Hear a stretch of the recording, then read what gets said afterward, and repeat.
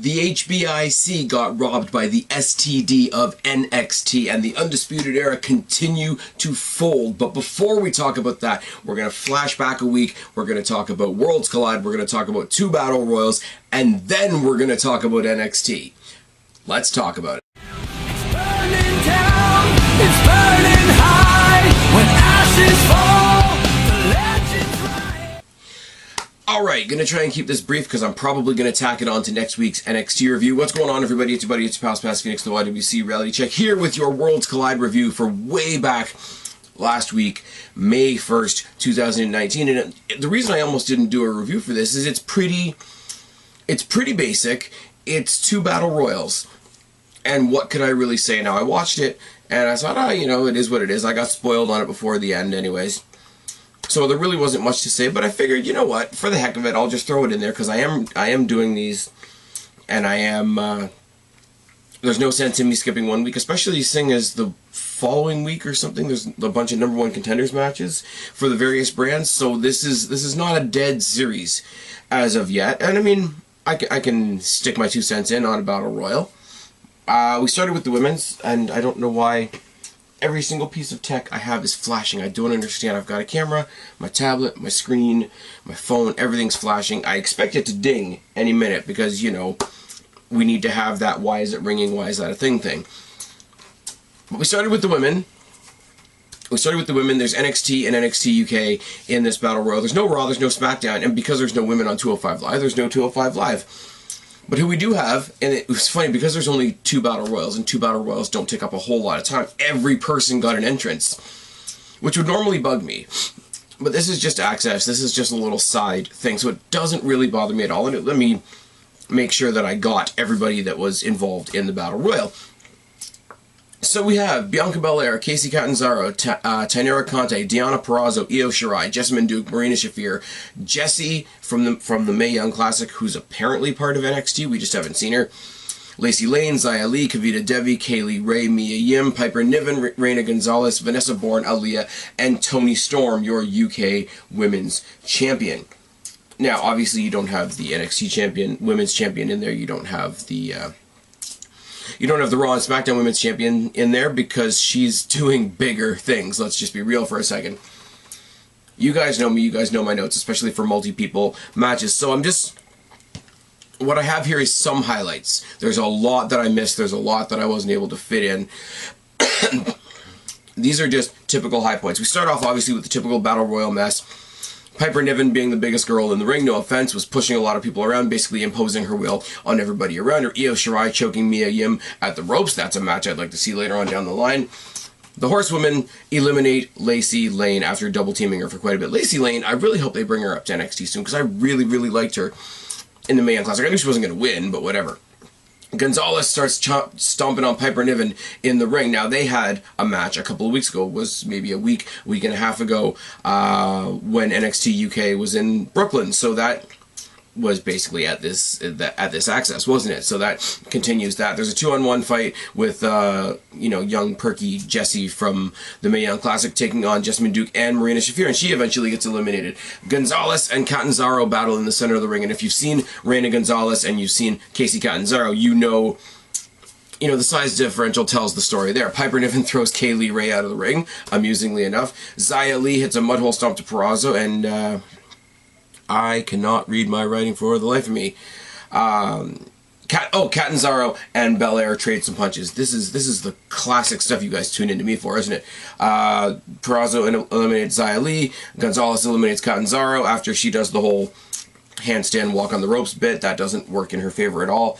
Yim has some chops for everybody in the ring, and Gonzalez tosses out Kavita Devi. Now, Kavita Devi is no small person herself, so those two going face to face was a little bit more of an even thing, a little bit more of a, you know, Big Show stares down Shaq, which never actually ended up happening. Shafir accidentally eliminates Duke, elbowing her off the top, but then she gets her wits about her and it eliminates Mia Yim, which is a bummer because they need to do something with Mia Yim. Aaliyah and Bourne double team Shafir. I will say one thing they did a really good job of in this Battle Royal is they made a point of pointing out the tag teams. You had 2 of the Horsewomen in there. You had Aaliyah and the chick that teams with her that I really don't like very much. But they're the Born and Bougie, whatever the hell they are. There's teams within the Battle Royal. There's a team up concept. They did a really good job playing that up on commentary. I didn't, because I'm just that kind of special person. I didn't write down who was on commentary, because as you guys know that have been following this series, it's a different combination of people every single time. Aaliyah and Bourne turn their attention to Piper Niven, and they try to double team chop Niven, who just laughs at both of them. Their chops have literally no effect. She, on the other hand, belts out one chop to each of them and knocks them both down, which is amazing. And then she hits a crossbody on both of them, which is great. I love Piper Niven. I think Piper Niven's fucking great. Piper Niven is why you don't need to bring Nia Jax back. I'm going to keep saying that until they just realize it. Storm and Shirai eliminate Aaliyah and Bourne, which is a little bit of teamwork. It's that necessary teamwork. It's the other side of the Battle Royal story. When you see a team dominating a Battle Royal, the other scatter of the match has to form a makeshift team to get rid of that. You know, the enemy of the enemy is my friend and all that sort of thing. Gonzalez spears Belair into Storm in the corner. And your final four are Gonzalez, Belair, Storm, and Shirai. A head scissor by Shirai eliminates Gonzalez. Belair counters a Storm Zero and eliminates Toni Storm. And the boos, I'm sorry, I hate to say this for all you Bianca Belair fans out there, the boos that rang out in Brooklyn in whatever little facility they're in there for this particular series, the boos that rang out for the UK Women's Champ getting eliminated were just great, which leaves us down to Bianca Belair, who I can't stand but is a great athlete, and Io Shirai, who I really like and is also an amazing athlete. Io Shirai, here's the deal.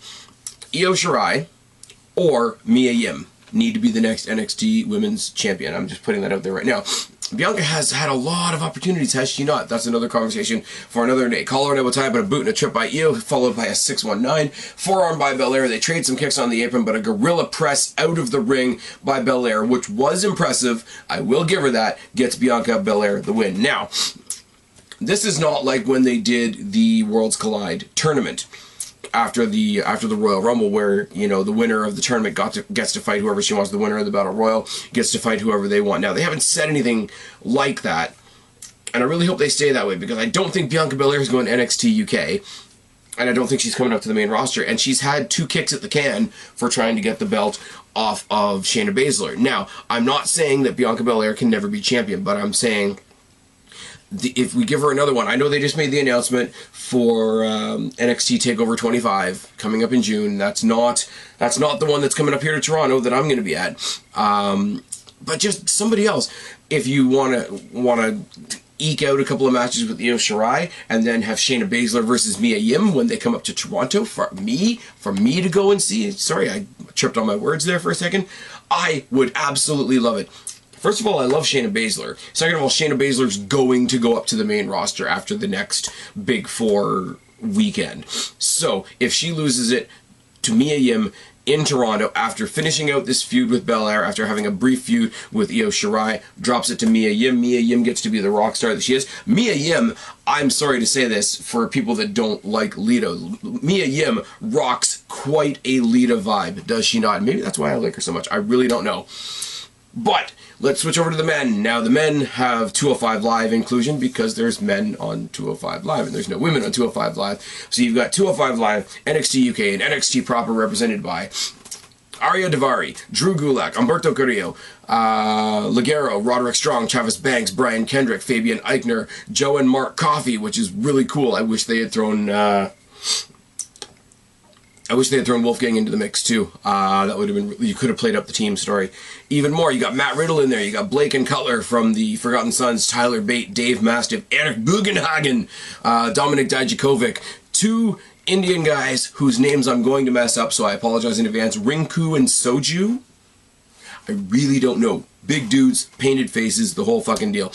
And Akira Tozawa. Again, typical Rumble brawl to start. Tag teams work together. Story gets told. The Coffey brothers work together. The Ringu and Soju work together. Blake and Cutler work together. Some other people from 205 Live work together. Apparently, like Brian Kendrick and Gulak and Humberto Carrillo are a team together. I know, I like saying Humberto's name. It's one of those names that you force yourself into an accent when you say it. Humberto Carrillo. That's just me being lame, isn't it? Typical Rumble Brawl start. Tag teams work together. Riddle and Bugenhagen both slide under the bottom rope out to the outside to the applause of the crowd, and then they have an air guitar battle, and it's just fun. And that's what I hope. I've never been to Access, but it's little cool things like that where you can break character, you can have a little bit of fun. You don't have to worry about how it breaks kayfabe or it doesn't work with the story, brother. I really hope that there's a lot of that when you go to Access, because I'm really hoping there's an Access in Toronto. That's another story for another day. I'm really being selfish about the 4 days I'm going to be spending with the WWE in Toronto, but hey, I haven't had a Big Four pay-per-view in a while. Actually, the last Big Four pay-per-view I went to was Survivor Series. And that was Goldberg versus Lesnar. And how did that go? And before that, it was Survivor Series down in Boston. And before that, I don't even remember what it was. I've never seen a Royal Rumble. That's all I know. Anyways, Dijak eliminates Fabian, kicks him off the apron. Dijak tosses out Tozawa. He does the whole feast your eyes thing, so everybody else in the ring does. And it's Dijak versus the world for a couple minutes. He's got boots for everybody. Dijak boots Carrillo out of the ring. Bugenhagen eliminates Daivari after an air guitar battle in the ring, which is great. Rinku, and again, I'm pretty sure I'm saying that wrong, he eliminates Aaron Bugenhagen. The Forgotten Sons toss out Ligero. Rinku and Soju double team and eliminate Travis Banks. Mark Coffey has yeah, I can speak, I swear. Mark Coffey's got uppercuts for both members of the Forgotten Sons. Now, Jackson Riker and Wolfgang are not in this match, but tell me, somewhere down the road, I've been saying for ages now that the Forgotten Sons are missing something, and I still think it's true, don't get me wrong. But tell me, a six-man tag between the Forgotten Sons and Gallus would not put your asses in the seats if you're an NXT fan. Riddle and Gulak trade leg locks on the outside. They're in the ring. They're both going, each one's going for a leg lock on the other, which is really, really funny looking when one guy has no shoes on. But they sort of roll to the apron. Commentators go ballistic, reminding us that, you go under the bottom rope, you're not eliminated. It's like, it's good on the one hand if you're a brand new wrestling fan, but at the same time you want to say, like, yeah, we know, we've seen this picture show before. The Suns eliminate Mark Coffey. GTS by Riddle eliminates Dijak. Mastiff tosses out Gulak and Cutler. Kendrick is the smartest guy in the ring right now, and as commentary will tell you, he pulled a road dog lying down in the corner, hugging the bottom turnbuckle. Soju eliminates Rinku. He eliminates his own tag team partner. Kendrick backdrops Blake out of the ring. Joe Coffey tosses out Kendrick, and Mastiff strikes Riddle right... sorry, he doesn't strike him out of the ring, but he does strike Riddle. Strong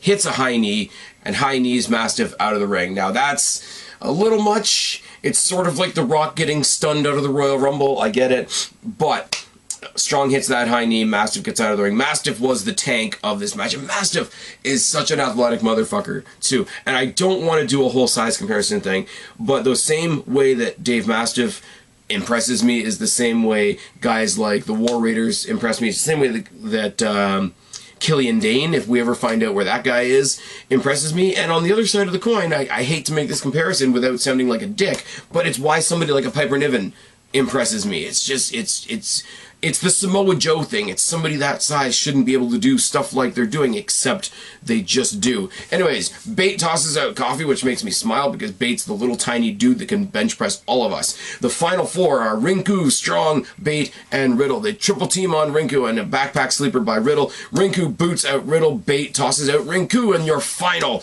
is Tyler Bate versus Roderick Strong. And tell me that in and of itself, never mind the fact that it's the end of a battle royal, tell me that on its own would not sell a pay-per-view. Tell me, you put the title on one, put the UK title on Bate or the NXT proper title on Strong and have either one of them fight for either belt on an NXT takeover. Tell me this match wouldn't sell. Bate versus Dunn was considered the match of the year for NXT when these guys weren't even really properly part of NXT. Roderick Strong is Roderick Strong. I don't even know what else to say about it. Both men trade punches, the back body trip by Bate, corner and a back elbow by Bate, and an exploder suplex, running star press by Bate, and a forearm by Strong. Spin, helicopter spin by Bate, lots and lots of strikes by both men. Strong saves himself 3 times on the apron from elimination. Backbreaker by Strong when they get in the ring, and Bate does the same thing. Bate saves himself from 3 eliminations in a row, and say it with me, anything you can do, I can do better. That story is fucking great, is it not? Hangman by Strong, they trade some shots on the apron, an enziguri on the apron by Bate, a backdrop on the apron by Strong, but a drop kick by Bate a drop kick to bait off the apron gets the win for Roderick Strong. They're doing something with Roderick Strong. I feel like they're doing something with Roderick Strong. They're going to split the Undisputed Era, and I'm going to say this for what it's worth, and no, 24 or 48 hours from now when I see NXT, I'm going to probably say it again. Here's what you do. You don't bring up Undisputed Era. I know, August or October or whenever the hell it is that they're going to Fox, you need to pump things up. You need to get, you know, the big stars on SmackDown. That's why we basically don't have a brand split anymore. Bring up Adam Cole. But before you bring up Adam Cole, have Adam Cole and Roderick Strong come to loggerheads. Winner gets control of the Undisputed Era. Roderick Strong wins. He leads a brand new Undisputed Era on a brand new reign of terror throughout NXT. And words, names, in order, in sentences. Adam Cole goes up to SmackDown as a singles guy with no backup to prove what he can actually do. That's what you do. It's just that simple. It's just that simple. I'm going to quote, what's his name? Adam Cleary when I say this. It's just not that hard to book WWE, is it? Unless you're them. Anyways, this is all I've really had to say about the Battle Royal. Sorry it's a bit late. Sorry I'm doing this as sort of a throwaway thing. I'm going to probably tack this on to tomorrow night's NXT review. So instead of saying goodbye and my typical goodbye spiel, I'm just going to say, hey, tomorrow me, let's talk about NXT.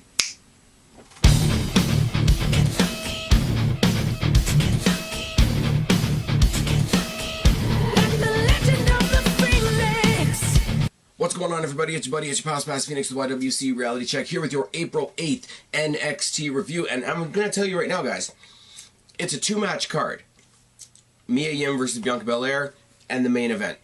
Everything else in the middle is a little bit of filler, not going to lie. So we're going to do house cleaning as we always do. Check out the annotation up above. You're going to see stuff for my Q&A. You're going to see playlists for Worlds Collide, NXT, NXT UK, the topical videos. Go back a couple of videos and you're going to see my interesting, I guess you could say, commentary on the current Dean Ambrose / Jon Moxley situation. We're going to have, obviously, a preview video for Money in the Bank. There's a lot of cool stuff going on there.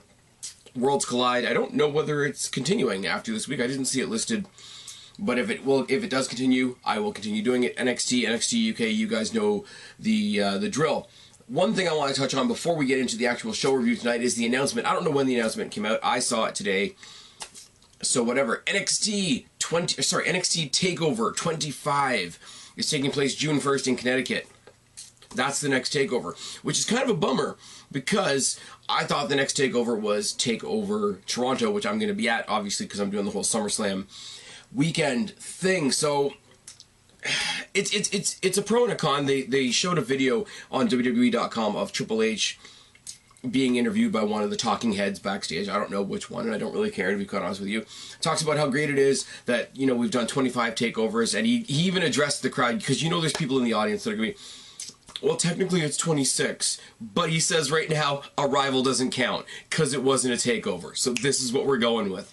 Anybody else that wants to make that case just got taken out. It's fucking great. But I will say that them talking about TakeOver 25 made me think of TakeOver Toronto, made me think of all the cool shit that I have coming up. And this is, you know, the world's not all about me, but sometimes it is. Let me tell you guys, with all the Raw and SmackDown bullshit, with the wild card that totally fucked up the draft and all the other things we're complaining about right now, you gotta take a minute. And I saw, I think it was Joe Cronin, did this about a week ago on his thing, and he just sat back and he thought of all the things he's willing to look forward to in the next little while. Now, for me, you guys know I go to the Destiny shows. I'm going to a Destiny show actually this coming Sunday. It's sort of a retro feel, so it's a bunch of the guys that I like from Destiny. Like, there's Josh Alexander, there is Channing Decker, I think there's going to be Shotzi Blackheart, but also ACH, or not, sorry, not ACH, MJF from AEW. All the initials are fucking me up. All Ego Ethan Page is back once again, but also we're getting Hacksaw Jim Duggan in a match against somebody that I can't remember right now. Hardcore Channing Decker is taking on fucking Gangrel, and Billy Gunn is taking on Fuck me if I can remember now. But bottom line, Gangrel in 2019. That's really the headline here, and he's taking it on, as I say, hardcore Channing Decker, which you guys know I'm a big fan of. Which leads me to SummerSlam, which again is very much a selfish thing for me, talking about that particular weekend. Going to TakeOver, going to SummerSlam, going to Raw, SmackDown, the tapings for NXT, the tapings for 205 Live, etc. Also is going to be a Destiny show on the Friday of that weekend, and I don't know whether it's televised or not. I don't know whether it's going to be on Fight TV or not. If I do get the news that it is going to be on Fight TV, I will come up here a lot more like I did with, what was the last... Oh yeah, when they did the Ritual along with Blackcraft Wrestling. I will come up here and I will tell you guys what's going on with that, what you can look forward to, where you can see it, etc. if it's going to be televised. I'm not sure right now. Right now, all I know is they signed Neil Dashwood, and I'm pretty sure the main event is Josh Alexander versus Channing Decker, and that's worth the price of admission right there. If it is on Fight, I do suggest you guys check it out. That's going to be the Friday of SummerSlam weekend. It's Destiny Icons 2. It's going to be really, really good. Also, we do have the TakeOver 25 thing, which I'm sure is going to be pretty good. We do have Money in the Bank, which even if it sucks, is fun because Money in the Bank is a great thing. And I'm sorry, this is going to make a lot of people really salty, but I'm looking forward to the next Saudi Arabia show. Not because I think them going to Saudi Arabia is great. Not because, oh, I'm sexist, so of course I'm going to like an all-guys show, except Renee Young's not a dude, so yeah. But because their international shows are ridiculous. They give me an excuse to take a day off work, just because I've got days kicking around because I don't ever go anywhere. They're a lot of fun. They're a lot of fun to make fun of. So there's a lot good. If you don't want to watch Raw, if you don't want to watch SmackDown, Money in the Bank, whatever they do in Saudi Arabia. 2 takeovers are coming up in the next little while. Myself, I've got 2 Destiny shows coming up. SummerSlam weekend will be fun. There's a lot of good shit to talk about. Just don't watch Raw. And don't expect there to be any consistency on Raw, and you'll be just fine. Let's get into NXT. Let's get into what I thought was a really great match until they ended it and just drew a line right under how stupid the Bianca Belair gimmick is. Love Mia Yim's music, first of all.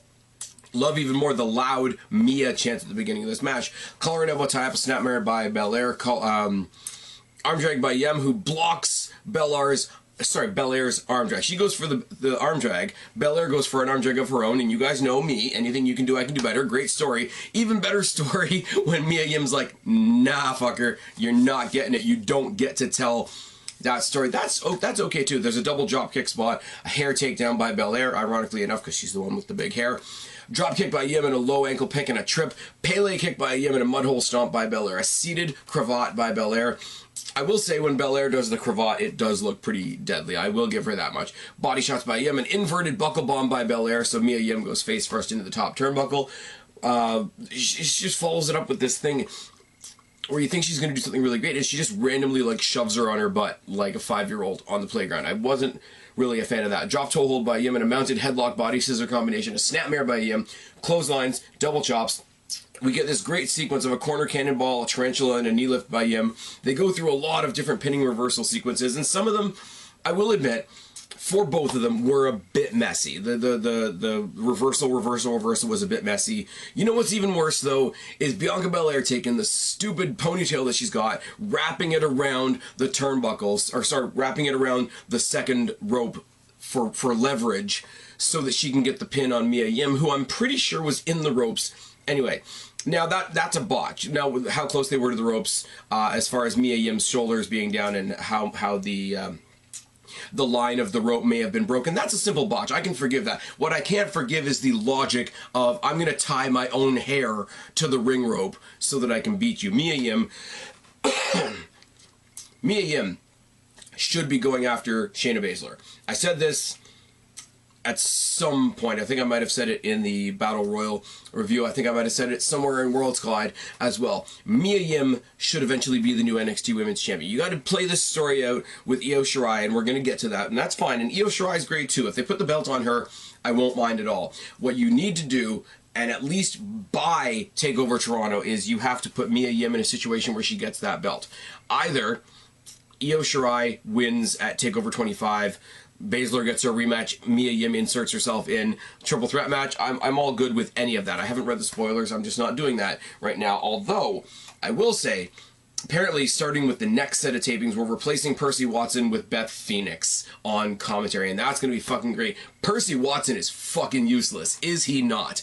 I mean, I try not to say anything bad, because I know he's third wheel, and, you know, two-man commentary booths are the ideal thing. And him and, I don't know, Coach, Booker T, all those third wheel guys, and yes, I know they have something else in common too, I'm not going there, but those guys that have been put in the role of the third wheel on commentary are all fucking useless. And I will say, I don't think the uselessness of it will change with Beth Phoenix. I think she'll be slotted into that same awkward spot, but she's shown that she can bring something different to the table in some way. I'm not saying specifically because it's a female point of view. I'm not saying specifically it's because it's a little bit more of a seasoned wrestler coming to the table, although that is a factor.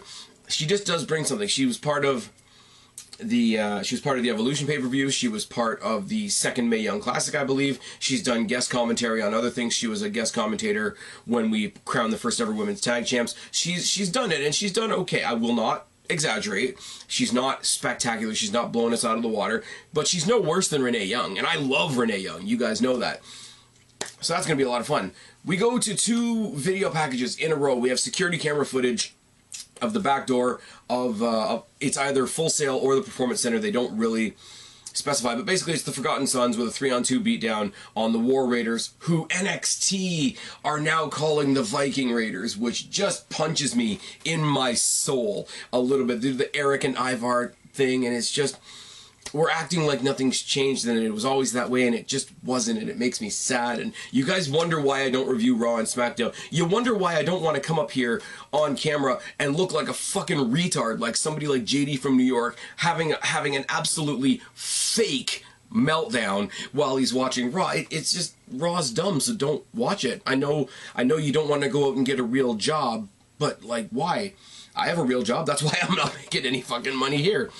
I review the stuff that I like.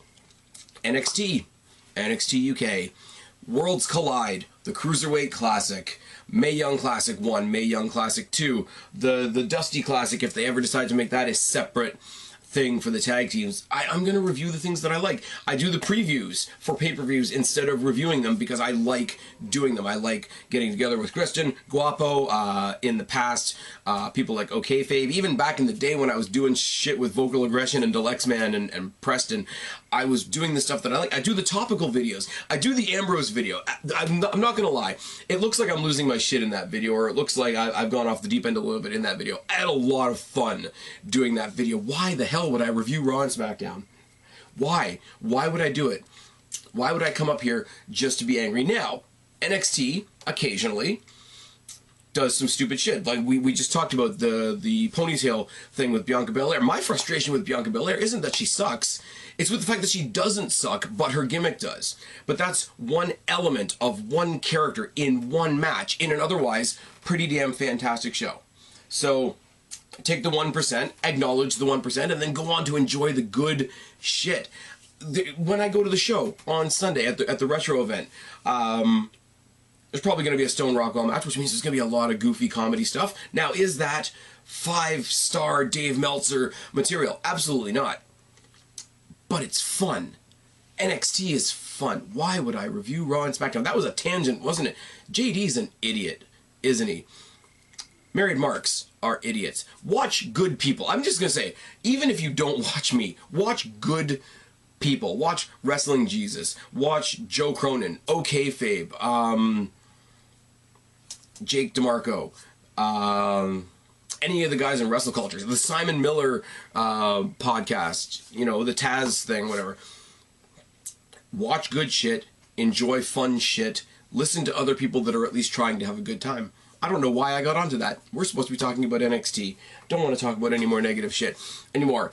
We have Security Center footage from inside the Performance Center of Baszler coaching Duke and Shafir as they have a sparring match. The three of them get jumped by Io Shirai by herself, and she quickly gets removed, and that's going to continue as well.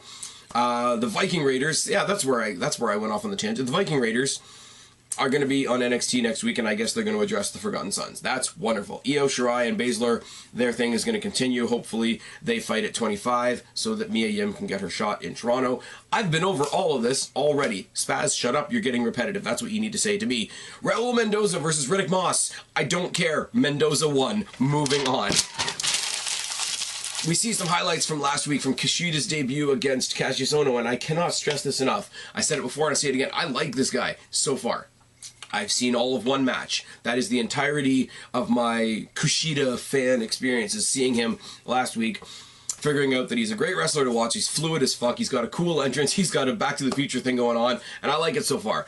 But downside of that, he debuted against Cassius Ohno, who's fucking useless. Moving on, he's going to be back next week taking on somebody. But all of it pales in comparison, I'm not going to lie, to what could have been a takeover match, which could have been a proper pay-per-view match. It could have been something bigger than just a weekly show main event, which is Matt Riddle versus Adam Cole. Adam Cole coming out by himself because of the rift between him and the rest of... You'd think I'd be over being sick by now and losing my voice in the middle of a video, wouldn't you? But it's just not the case, is it? My nasty-ass homemade iced tea. Matt Riddle, Adam Cole. Adam Cole, as I say, he doesn't have the rest of the group with him because they're having their fallout. He's got his thing with Roderick Strong, which we're going to talk about later on. And we get into it. There's a takedown and a waistlock and 3 front slams by Riddle, a collar and elbow tie up and a waistlock by Riddle, and right hands by Cole. Takedown and a side headlock by Riddle and a shoulder tackle, a running senton by Riddle, and rolling gut wrench suplexes, which is a nice, neat little thing. Because each one, because of the way a gut wrench suplex is, every single suplex is a deadlift suplex. So you don't want to meet this guy in a dark alley, is my point. Snapmare by Cole and a figure 4 headlock and a clothesline. Mudhole stomp by Cole, right hands and forearms, and a neck breaker. Dragon sleeper by Cole. And I will say, all the credit for this goes to Matt Riddle. Matt Riddle turned himself into fucking Gumby to sell this Dragon sleeper. It was really, really good. Eventual back elbow by Cole and a pie face shoving him to the mat. Chops and forearms by both men. Enziguri by Cole. A deadlift snap German by Riddle was fucking nice. They trade some more strikes. There's a Pele by Riddle, corner elbows and an exploder suplex, and a senton in quick succession. Pele, elbows, exploder, senton, basically one fluid motion that came in 4 parts. German suplex with a bridge by Riddle, almost gets a pin, but except it doesn't. Pump kick by Cole, Ushigoroshi by Cole. I love the name of that move. I don't even know what Ushigoroshi actually translates into, if it translates into anything. But I do like saying it. It's better than, you know, the tiebreaker or the whatever they called it when Styles was doing it. Ripcord knee by Riddle, backstabber by Cole. The backstabber was out of something. Cole got him up into the fireman carry position and he was trying to do something. Cole slipped down the back and turned it into a backstabber. That was nice. Trade punches on their knees. It's that point in the match where they're both on their knees. They're trying to scramble to their feet and they're basically punching each other to their feet, which again is a nice, neat little... The match hasn't been going on forever, but you want to sell how much you've been through so far. Riddle blocks a super kick and immediately twists his foot in midair into an ankle lock. Rolling Fisherman Brainbusters by Riddle is fucking ridiculous. Initially, I thought he was going for sort of like a cradle German type thing, but each one, even though he didn't let go, even though he never let the full impact hit the mat, just brainbuster after brainbuster after brainbuster. Hello, WWE's concussion protocol. I'd like a word with you. Another Ushigoroshi by Cole and a super kick to the knee, taking out the knee, puts him down face first. Super kick to the back of the head by Cole and hits him with the last shot. That doesn't get the pin. And immediately Mauro Ranallo goes back to and says he's having flashbacks to TakeOver New York when Gargano was the first person to kick out of the last shot.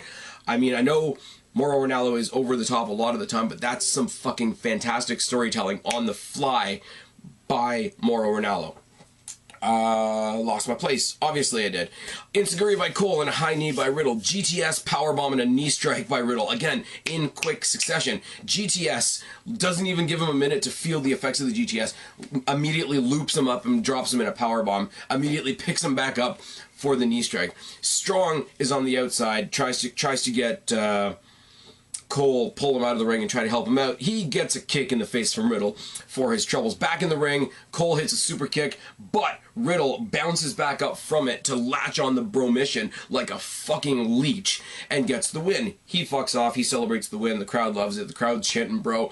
It's all good. As of this moment right now, Matt Riddle is no longer the story because once again, Cole and Strong are arguing through their two other teammates. You got Fish and O'Reilly trying to play the peacemaker. Each one is paired off with one of the leaders. I guess there's two leaders at this point, but the two of them together collectively as the tag team of the group are trying to keep the group together. You know, push one to one side, push one to the other side. You know, Fish is over it in Cole's face trying to defend Strong, and O'Reilly's doing the same thing, vice versa. They're desperately trying to hold it together, and I like that. And there's a very unique bit of that nobody's really grabbing. You know, you got a team of 4 guys. There's a teamwork element there, but who is going to be the best at maintaining the faction element, the teamwork element? It's the 2 guys that make up the tag team of the faction. These guys have got to stay together. They know that. I don't think O'Reilly or Fish individually are going to go for like the North American title anytime soon. If they get gold, it's going to be tag team gold. And they know that they need to keep that bond together. So who better to keep the rest of the group together? Let the nucleus of this mending of this group be the tag team. It makes the most sense. But at the end of the day, they exit out opposite sides of the ring. O'Reilly paired off once again with Cole. Fish again paired off with Strong. Now, yes, they do go up the same ramp, and I would have loved it a lot better because we know that there are trailways in the in the audience that people can enter and exit through. I mean, we saw Sanity do it when they were in NXT. Remember when Sanity was a thing? Remember when Sanity was still getting TV time? Remember when Sanity existed? Yeah, back then, when they came in the back ends of the building. I would have loved for Cole and O'Reilly to take that back door out and have the other guys go up the ramp, or vice versa. They pretty much did it. They exited out opposite sides of the ring, and 2 of them left, and then 2 of them left. As I said before, I don't want Cole or Fish and O'Reilly to be in a situation where who they stand up for makes them argue with each other, and we get a random Fish versus O'Reilly match out of nowhere, or Fish and Strong versus Cole and O'Reilly thing, because that doesn't help anything, because that breaks up the tag team, and that's not going to do those 2 guys any good. The story, at the end of the day, is going to be Cole versus Strong. You don't want to sacrifice a tag team that really doesn't need to be sacrificed to tell that story. But right now, the picking apart of the Undisputed Era is being played out fucking fantastically. And as I said, as I will keep saying, you need to bring Cole up to SmackDown in October. So what do? Whatever the last takeover is before October, you have them fight. You have them fight over the leadership of Undisputed Era. Strong wins. Cole loses on his way out because he's going up. Strong takes over the Undisputed Era. He keeps that group strong in NXT, and Cole goes to SmackDown. I'm going to keep saying it until it happens, or most likely doesn't happen. Other than that, there's little tidbits that I would change about it here and there. I would tweak. I would adjust. I would just take it a hair this way or a hair this way. But I love the story overall. It's fucking great. NXT, as I said before, to the people that are complaining about Raw and SmackDown, you know what you're in for when you watch Raw and SmackDown, so you gotta blame yourself at a certain point in time. Come with me to the yellow team. Come with me to the other yellow team in the UK. Watch the good shit. Watch stuff like Worlds Collide. Watch all the one-off stuff. The Cruiserweight Classic, the Mae Young Classic, the Mae Young Classic 2, NXT, NXT UK, Worlds Collide, anything else they do. Anything else they do just specifically for the network. I mean, other than the Shield special, which was bullshit because the Dean Ambrose thing is a work.